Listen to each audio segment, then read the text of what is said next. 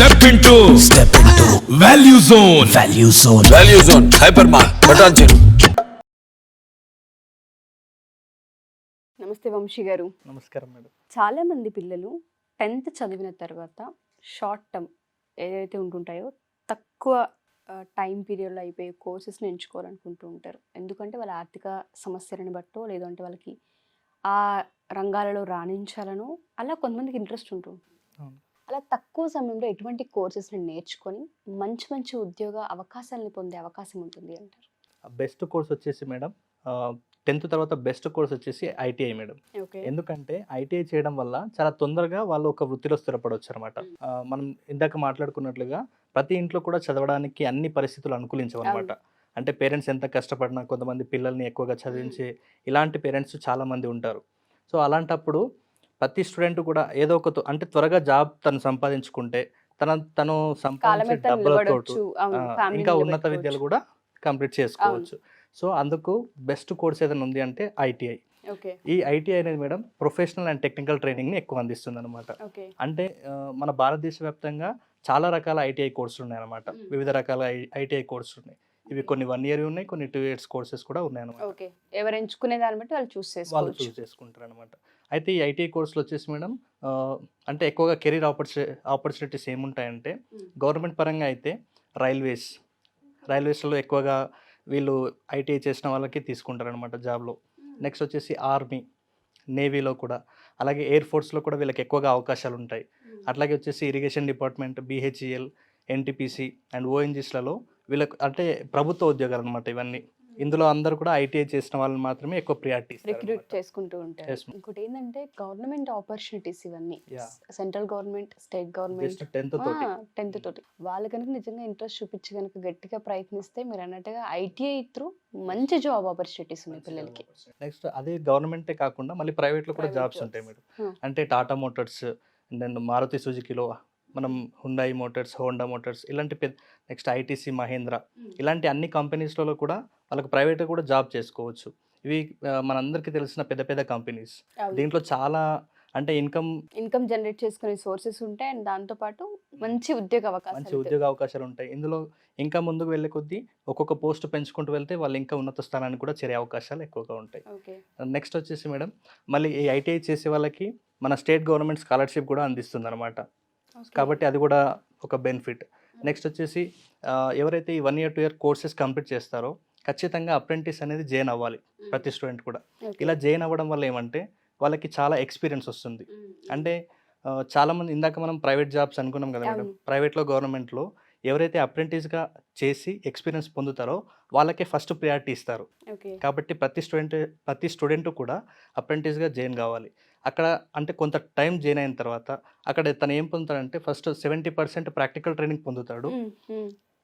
దాంతోపాటు 30% టైం అనేది తన ట్రేడ్ థియరీ కానీ అంటే తను నేర్చుకోవడానికి ఎక్కువ టైం ఉంటుంది.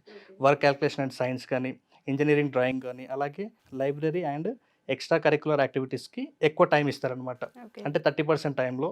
అందుకనే అప్రెంటిస్ చేసిన వాళ్ళకి ఎక్కువ ప్రియారిటీ ఉంటుంది. ఎందుకంటే వాళ్ళకి ఒక ఎక్స్పీరియన్స్ అండ్ దాంతో పాటు తెలియకుండానే కొంత నాలెడ్జ్ని గెయిన్ చేసుకొని వస్తూ ఉంటారు. చాలా నాలెడ్జ్ తీసుకుంటారు. ఎందుకంటే ట్రైనింగ్లో మనం నేర్చుకునే దానికంటే లైవ్లో నేర్చుకునేది చాలా ఇంపాక్ట్ ఉంటుంది. అలాంటి వాళ్ళే ఎక్కువగా సక్సెస్ కూడా అవుతారు. సో నెక్స్ట్ వచ్చేసి మేడం ఇంకొకటి వీళ్ళు ITI చేసి మళ్ళీ ఒకవేళ జాబ్ చేస్తుంటే ఫర్దర్ స్టడీస్ కూడా చేయాలి కదా మళ్ళీ. సో అలాంటి వాళ్ళ కోసం కూడా ఎవరైతే ITI కంప్లీట్ చేసుకుంటారో వాళ్ళకు పాలిటెక్నిక్ సెకండ్ ఇయర్లోనే డైరెక్ట్ జాయిన్ అయ్యే అవకాశం ఉంటుంది అనమాట. సెకండ్ ఇయర్లోనే డైరెక్ట్ జాయిన్ అవ్వచ్చు. Yes madam.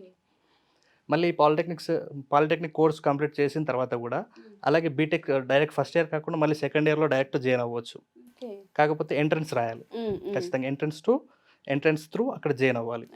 అంతేకాకుండా అంటే ఇలాంటి ఆపర్చునిటీస్ ఉంటాయి అన్నమాట. అంటే స్టడీస్లో కూడా ఒక 1 year ముందుగా జాయిన్ అవ్వచ్చు ఇక్కడ వీళ్ళు. నెక్స్ట్ వచ్చేసి వీళ్ళకి PM ముద్రా యోజన లోన్స్ ఉంటాయి. అంటే ITI చేసిన వాళ్ళకి సెంట్రల్ గవర్నమెంట్ నుంచి వీళ్ళకి ఎలాంటి ప్రూఫ్ కూడా అడగకుండా ఈజీగా లోన్ కూడా శాంక్షన్ అవుతుంది. అంటే ఈ లోన్ ఏ పర్పస్ ఇస్తారండి? ఇప్పుడు PM ముద్ర యోజన లోన్స్ అనేది ఎలాంటి ప్రూఫ్ లేకుండా వీళ్ళకి అందజేస్తుంది సెంట్రల్ గవర్నమెంట్.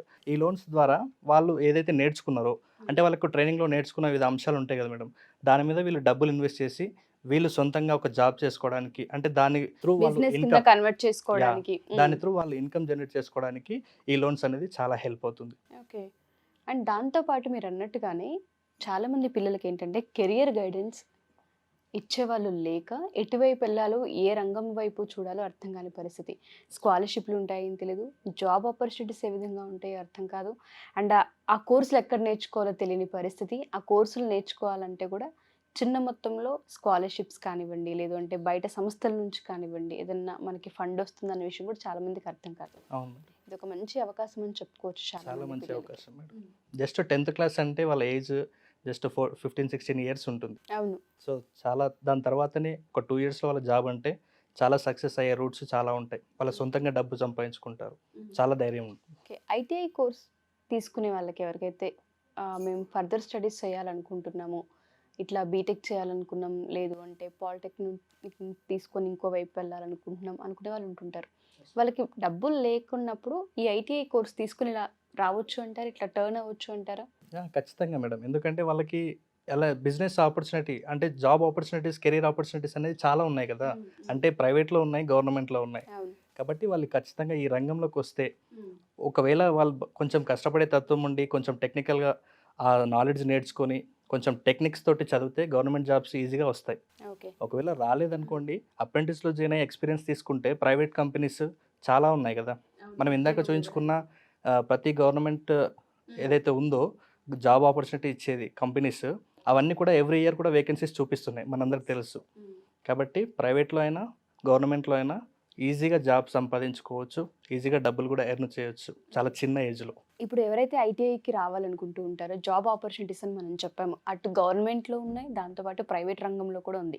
ఎక్కడైనా సరే జాబ్ ఆపర్చునిటీ ఉంది, అవకాశాలు ఎక్కువగా ఉన్నాయి, మేము దీని త్రూ మేము జాబ్ తెచ్చుకోవచ్చు, జాబ్ తెచ్చుకున్న తర్వాత ఆ డబ్బులతో మళ్ళీ ఎడ్యుకేషన్ని ఫర్దర్గా కంటిన్యూ చేయొచ్చు అనే అవకాశం ఇందులో కనిపిస్తుంది. కాబట్టి 10th యొక్క పర్సంటేజ్ని ఎవరైనా చూస్తారు అంటారా? ఈ ఐటీఐ కోర్సెస్ ఎక్కడైతే నేర్చుకుంటామో ఆ సంస్థల వాళ్ళు కానివ్వండి, ఆ ఎడ్యుకేషన్ గ్రూప్స్ వాళ్ళు కానివ్వండి, ఈ పర్సంటేజ్ని క్యాలిక్యులేట్ చేస్తారా? ఇది అట్లా ఏముండదు మేడం. అంటే ఓవరాల్గా 10th మంచి మెరిట్స్తో పాస్ అయితే సరిపోతుంది. ఓకే, మంచి మెరిట్ ఉంటే సరిపోతుంది. ఓకే, ఈ జాబ్స్కి ఈ ఐటీఐ రంగంకి రావడానికి ఎవరెవరు అర్హులు అంటారు? అసలు 10th క్లాస్ క్వాలిఫై అయిన ప్రతి ఒక్కరు కూడా అర్హులే. అటు అమ్మాయిలు కానివ్వండి, అబ్బాయిలు కానివ్వండి, ఎవరైనా జాయిన్ అవ్వచ్చు. మినిమం 10th పాస్ అయి ఉండాలి. ఓకే, ఎవరైనా పర్సనల్గా మీ దగ్గరకు వచ్చి కెరియర్ గైడెన్స్ కావాలి, మేము 10th మాత్రమే చదువుకున్నాం, లేదా ఇంటర్ తర్వాత మేము ఆర్థిక పరిస్థితులు బాలేక ఆపేసామనే వాళ్ళు కొంతమంది, మాకు స్టడీస్ ఇంట్రెస్ట్ లేదు అందుకే చదువు ఆపేసామని కొంతమంది ఉంటూ ఉంటారు. అలాంటి వాళ్ళకి కెరియర్ గైడెన్స్ కావాలి అనుకుంటే మనం ఏమన్నా వాళ్ళకి సజెషన్స్ ఇచ్చే అవకాశం ఉంటుంది అంటారు? యా మేడం, ఖచ్చితంగా మన ఛానల్ త్రూ సజెషన్స్ ఇస్తాం. లైవ్లో కూడా వాళ్ళకి డౌట్స్ ఉంటే క్లారిటీ ఇస్తాం. Sure sir, thank you sir, thank you so much. Thank you madam.